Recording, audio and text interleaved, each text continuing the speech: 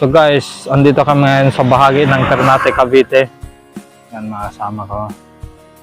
Si JBS Motovlog. At ang kanyang asawa, si Ate Sasha. Aso mo yun ah. Pangalan mo? Te?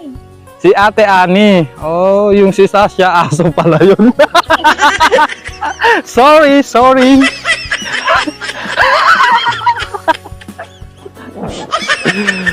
Sobrang napakaganda dito guys. Kung kayo ay nature lover, talagang mamamangha kayo sa makikita nyo dito. Ipopost ko yung full video namin sa YouTube channel ko. Pwede kayong mag-subscribe doon para kumita ako. Di ba? Ganun dapat. Di ba, bay?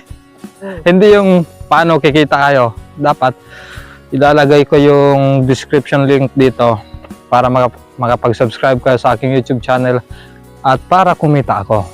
Ganun lang kasimple yun. So, magpipicture taking muna kami dito guys dahil sa sobrang ganda ng view talaga. Hindi namin mapigilan huminto para mag-picture taking.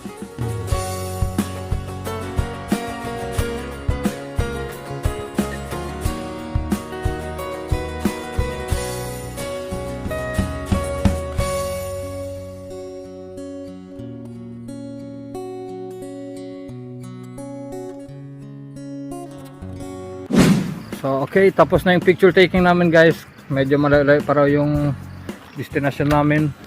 At actually wala pa akong breakfast. Press tayo. Kaya ngayon maghahanap muna kami ng makainan. Press tayo guys. Dito kami ngayon sa kalagitnaan ng bundok. Yeah. Let's go. Parang bubuyog to na. Kain bubuyog. Let's go.